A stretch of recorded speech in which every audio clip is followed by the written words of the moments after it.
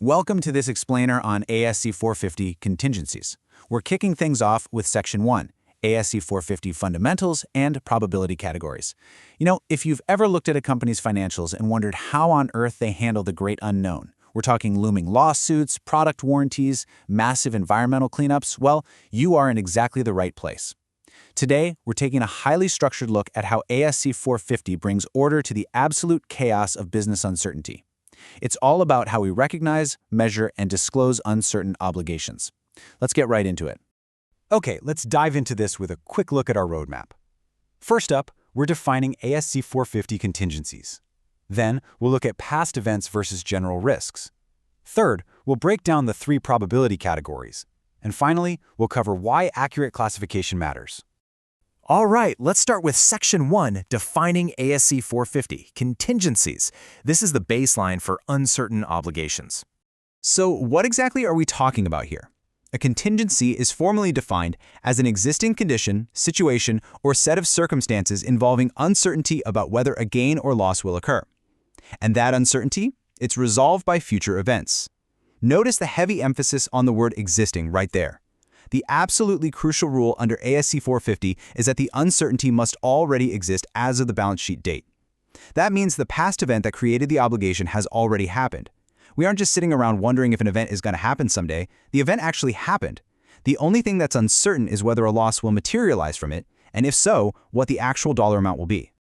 Moving right along to Section 2, past events versus general risks. Here we're contrasting actual contingencies with everyday business anxiety. It's vital we draw a really sharp line here. An ASC 450 contingency requires a past event that has already occurred. A general business risk, on the flip side, relates to future events that have not yet happened. In the business world, leaders naturally have a whole lot of anxiety about what could happen tomorrow. But accounting isn't about accruing for your anxiety. We are not questioning whether an underlying event will happen in the future. We are strictly asking if a past event is going to result in a measurable loss. Let's look at these side by side to vividly see this is versus is not dynamic. On the left, we've got true contingencies, and on the right, general risks. Think about a lawsuit. If a lawsuit is actively filed against your company, bam, that is a contingency. The event happened. But the mere risk of future lawsuits just because of the industry you're in, that is just a general risk. Or consider environmental contamination. If it's already occurred, you've got a contingency. But the risk that your future production might eventually create an issue? Just a general risk. What about warranties?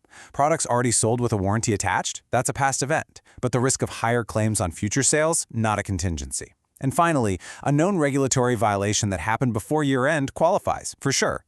But a vague general risk of future regulatory changes? Nope, that doesn't make the cut. I really want to drive this next point home because it is a very strict rule.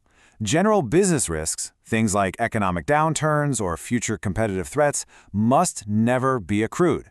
You literally cannot put a liability on your balance sheet just because you worry the economy might take a dive next year, or maybe a competitor might release a better product, or there could be some possible future disaster. Those just do not qualify under ASC 450, period.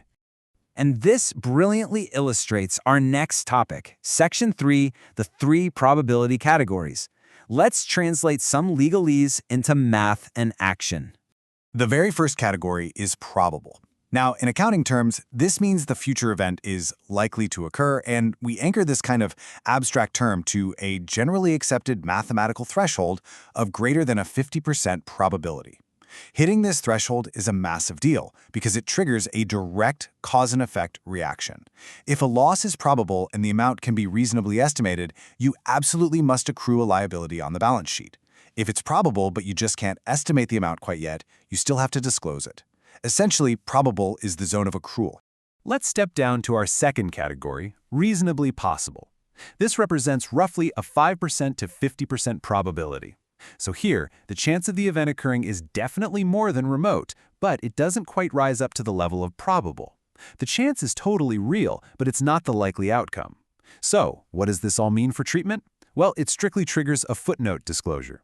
You have to detail the nature of the contingency and provide an estimate of the range of possible loss, or clearly state that an estimate cannot be made. But listen carefully here. There is absolutely no accrual in this bucket, none. Our final category is remote. This means the chance of occurrence is slight, which is generally interpreted as less than 5%.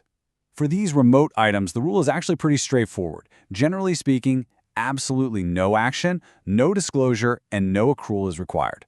It's essentially considered just too unlikely to warrant any attention in the financial statements.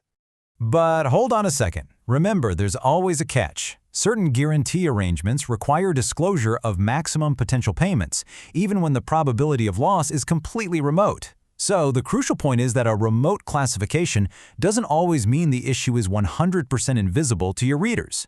You really have to stay vigilant for specific exceptions where transparency is required, regardless of how incredibly unlikely the payout seems. Let's move into our final segment, Section 4, Why Accurate Classification Matters. Let's look at the financial stakes of uncertainty. Think about it. The probability category you assigned dictates whether a massive liability drags down your balance sheet or whether it just sits quietly in the footnotes. Let's rapidly fire off the exact consequences of getting this wrong.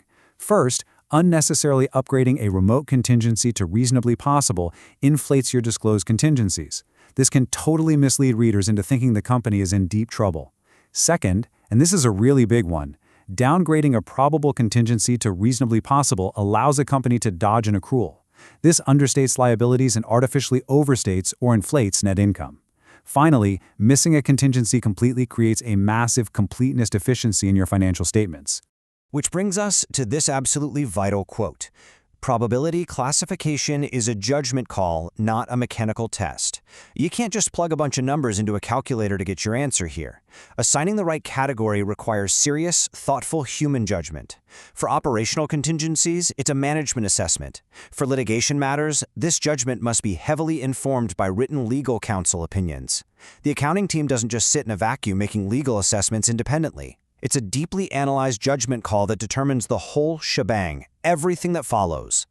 So we've set the baseline. We know what a contingency is, we understand the difference between past events and general risks, and we've got a handle on our 3 probability buckets. Thank you so much for joining me for this explainer, because honestly, this is just the foundation for our next module. Here's the big question to leave you with. Once a contingency crosses that critical line and actually becomes probable, how exactly do you apply the decision tree and the measurement rules to figure out the exact number that goes on the balance sheet? We'll tackle that next time.